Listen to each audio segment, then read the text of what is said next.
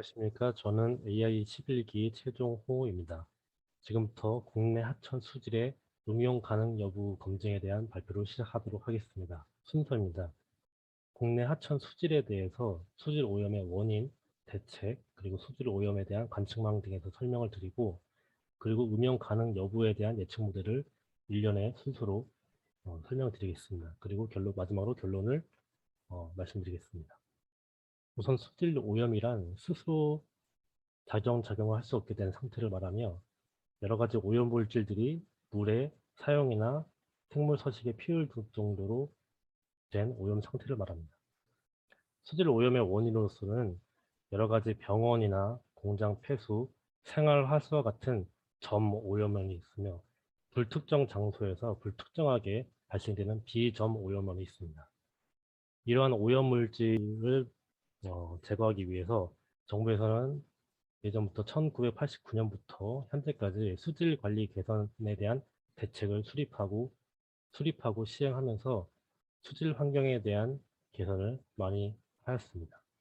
그것의 일환으로서 수질 측정망, 총량 측정망, 자동 측정망, 여러 가지 측정망들, 즉 한 달에 한 번이나 분기에 한 번, 아니면 어, 실시간으로 수질을 측정해서 국민들의 마실 권리를 잘 보장을 하였습니다. 저는 이 방대한 수질 관련 데이터 중에 일부분이 수질 측정망에 대해서 데이터를 조사를 하였고요.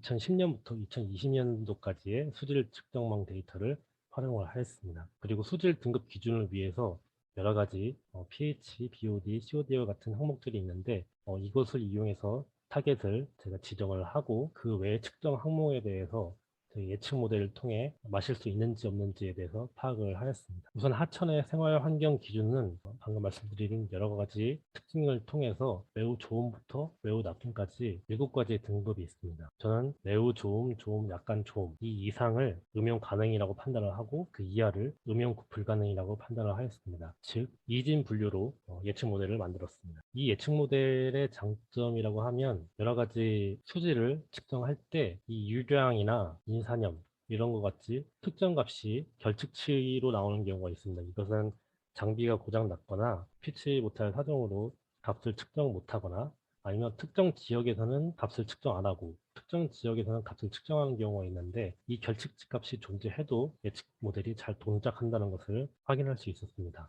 다시 설명드리면, 하천 생활 환경 기준으로 등급을 분류를 하였으며, 약간 좋음 이상을 음용 가능하다고 판단을 하였고요. 등급 판단에 사용되는 항목은 삭제를 하였습니다. 그래서 마실 수 있는 항목을 true로 하고 마실 수 없는 항목을 false로 하였습니다. 그 외의 항목은 피처 항목입니다. 그리고 방금과 같이 마실 수 있는 것을 true, 마실 수 없는 것을 false로 하였는데, 이것을 그리고 기준 모델을 잡기 위해서 마실 수 있는 것을 true로 하고 마실 수 없는 것을 false로 하여 데이터를 분류를 해봤을 때 52%의 물은 마실 수 있다라고 판단을 하였습니다. 간단하게 기본이 되는 모델을 XGB 분류 모델을 사용하여 코딩을 진행하였고, 약 기준 모델보다 훈련과 테스트에 있어서 약 85% 정도로 성능의 좋음을 확인할 수 있었습니다. 이 훈련 정확도가 높기 때문에 과소적합 모델은 아니고, 그리고 테스트 정확도가 훈련 정확도와 비슷하기 때문에 과대적합이 아니라고 판단을 하였습니다. 하지만 데이터에 누수가 있는지는 확인해 볼 필요가 있습니다. 여러 가지 하이퍼 파라미터를 통해서 예측 모델을 훈련을 하였을 때 기존 모델보다 약 5%씩 증가를 하는 것을 확인할 수 있었으며, 또한 랜덤 포레스트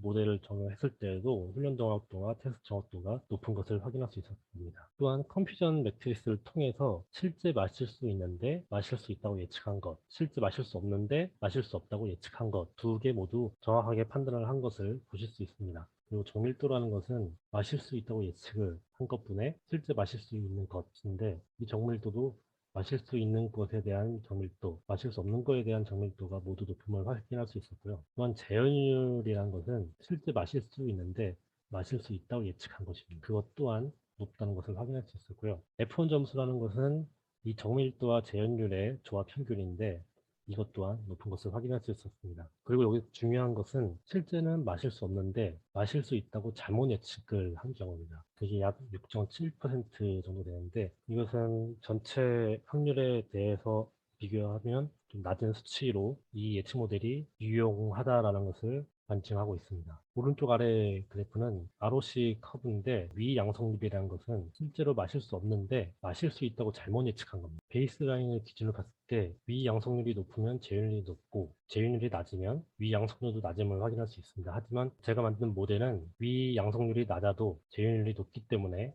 이 예측 모델은 좋은 성능을 나타내고 있음을 반증하는 증거입니다. 다음으로는 순열 중요도 파악입니다. 실제 마실 수 있는데 마실 수 있다고 예측하고 실제 마실 수 없는데 마실 수 없다고 잘 예측을 한 이 모델은 클로로필 A와 용존 총인 전기 전도도가 많이 영향을 끼쳤음을 확인할 수 있습니다. 하지만 정보 누수를 확인해 보면 용전 총인은 물에 용해되어 있는 인의 양으로서 타겟 선정할 때 총인과 연관이 있어 보이기 때문에 삭제를 하였고요. 그다음에 클로로필 A도 COD와 연관이 있기 때문에 삭제를 하였습니다. 하지만 전기 전도도는 물 안에 이온이 많다는 증거인데 사실 전기 전도도 수치가 높다고 물이 오염된 것은 아니기 때문에 실질적으로는 물속에 용해되어 있는 물질을 파악을 해야 됩니다. 순열 정보도를 통해서 파악된 특성들을 제거하고 다시 훈련을 진행해 봤을 때 약 1% 정도로 소폭 하락하였습니다. 하지만 큰 차이는 없었습니다. 이렇게 클로로필 A와 용존 총인을 제거했더니 전기 전도도가 가장 영향을 많이 주는 것을 확인할 수 있습니다. 이러한 여러 가지 특성들의 기여도를